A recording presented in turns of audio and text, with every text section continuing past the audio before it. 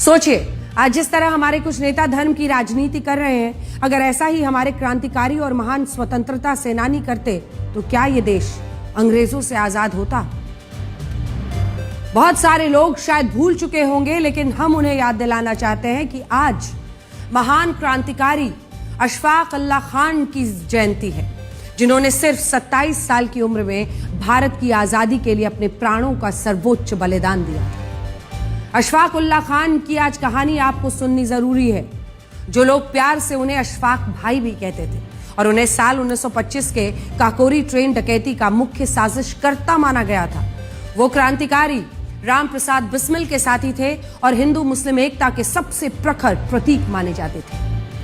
British हुकूमत ने उन्हें 19 दिसंबर 1927 को फांसी की सजा सुना दी थी और जब ब्रिटिश अधिकारियों ने उनसे पूछा था कि तुम्हारी कोई अंतिम इच्छा, तो अशफाक उल्लाह खान ने ऐसा जवाब दिया था कि आपके भी सुनकर रोंगटे खड़े हो जाएंगे।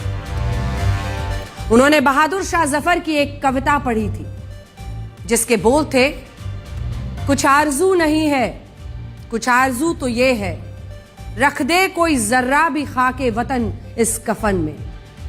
इसका मतलब ये था कि अशफाक उल्लाह खान गले में फांसी का फंदा डालकर ये कह रहे थे कि मेरी कोई बड़ी इच्छा और लालसा नहीं है, अगर कोई एक चाह है तो वो ये कि कोई उनके शव पर थोड़ी सी मातृभूमि की मिट्टी लाकर कफन में रख दे। सोचिए, हमारे क्रांतिकारी ऐसे थे कि वो 27 साल की इतनी कम उम्र में भी मौत को गले लगाते हुए अपने वतन की मिट्टी से जुड़े रहना चाहते थे और उनके लिए धर्म कभी भी इस देश को बांटकर देखने के लिए नहीं था।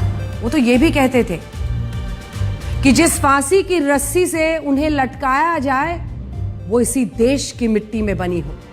और उनके आखिरी शब्द थे कि मेरे हाथ किसी इंसान की गैर कानूनी हत्या से मैले नहीं है और उन पर लगे सारे आरोप झूठे हैं। अब आपको सोचना चाहिए कि अगर शहीद आजम भगत सिंह, अशफाक उल्लाह खान, खुदीराम बोस, राम प्रसाद बिस्मिल, शहीद राजगुरु और सुखदेव थापर जैसे क्रांतिकारी अपना धर्म देखते तो क्या ये देश आजाद होता? हकीकत यह है कि हमारे क्रांतिकारियों ने भारत माता की आजादी के लिए अपने प्राणों की आहुति दी, लेकिन आज इसी देश में चंद वोटों के लिए अलग अलग मुद्दों पर धर्म की राजनीति होती है। धर्म के नाम पर लोगों को बांटा जाता है और ये तमाम पार्टियां करती हैं। लेकिन आप अशफाक उल्लाह खान से सीखिए, जिन्होंने हंसते हंसते फांसी के फंदे को गले लगाया था और उनकी आखिरी इच्छा थी कि उनके कफन पर भारत माता की मिट्टी रखी जाए। और सोचे, इस राजनीति से हमारे क्रांतिकारियों की आत्मा को कितनी तकलीफ होती होगी।